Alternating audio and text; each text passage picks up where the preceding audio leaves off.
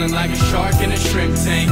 Big fish, small pond in the shrimp tank. When it take a swim. Hey everybody, welcome to the post-show wrap-up of the Shrimp Tank. I'm your co-host Ted Jenkins, sitting here with my special guest co-host today, Lee Heisman, who's the CEO of Savant, and our CEO today that was on the Shrimp Tank, Josh Whitlock, who's the owner and CEO of Tractor, an amazing business today. You can always go to shrimptankpodcast.com to hear a replay of all of the broadcasts that we do, of all of our fabulous CEOs that we interview, or download us on iTunes and make sure that you listen to us in the car. It's something better than being stuck in traffic. Josh, it was an amazing show, and we definitely recommend to the listeners to go back and listen to the show in its entirety because your business is so unique. And as you said, you're kind of coming out of the shadows now and coming into the public eye. You know, your application, your company is almost, as we mentioned in the show, like the Alibaba for produce. You know, you're connecting the supplier, the grower with the buyer, the consumer.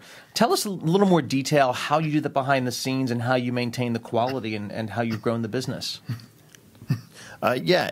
So we allow growers to list what they have available, and then that is then forwarded on to buyers, and they could be working for a retailer, fresh cut processor, a wholesale buyer, that sort of thing, and they each bid on the produce, and then the winning bid, a truck is automatically booked for it.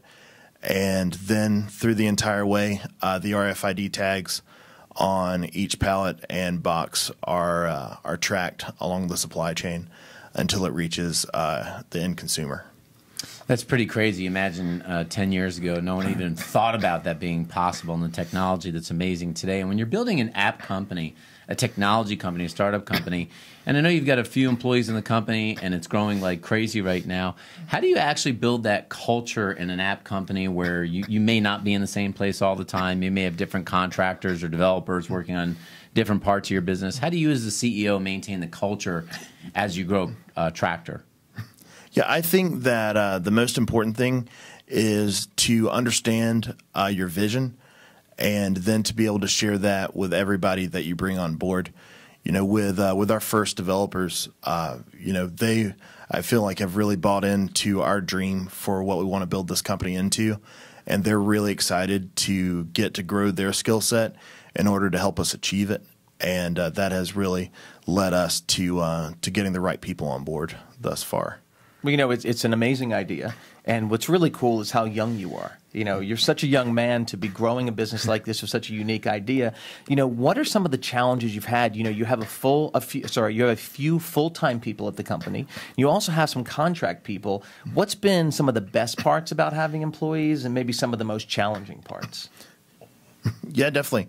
I mean, it's great to have employees and even contract people, and to be able to create jobs and to give back to we love Atlanta, and the headache of it all is especially when you're all in different time zones, with all the travel and just trying to keep the team all on the same page. It can become quite a headache trying to herd everyone together into a meeting when, in a small company, everyone has so many hats and has to, go to different places for things that may not, have been in their original job description. Best tasting produce in Georgia? Everyone says it's the peach that doesn't live in Georgia, but is it really the peach? Is that the best tasting produce in Georgia? No, the best is the watermelon. The watermelon. Yeah, cordial watermelons. They're the best watermelons in the whole world. Have you ever dropped a watermelon off the top of a roof? Have you ever? I think that you probably have gotten on the top of a building somewhere and dropped a watermelon. Is that not true? Yeah, definitely. Yeah. It feels so David Letterman-ish. I don't even know why, but it must be a good feeling. And I too, folks, would like to drop a watermelon off the top of a building with Josh somewhere. So for folks that want to learn more about your company and what you do in this amazing growing company here in Georgia called Tractor, how can they learn more about you and your company? Yeah, you can check us out at tractor.us. That's Tractor with a K and an E. And check it out. Drop us an email, and let us know what you think.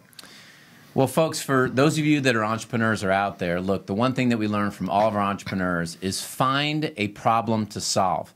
And you learned today, not only in the post-show wrap-up, but also if you listen to the entire broadcast from Josh, he found a problem between the growers and the suppliers and figuring out this whole logistical idea of how to move fruit from one place to the other where it's safe, secure, easy, and fast. And it's amazing stuff that you've done. So take that, solve a problem for somebody, and thank you for watching the post-show wrap-up of the Shrimp Tank.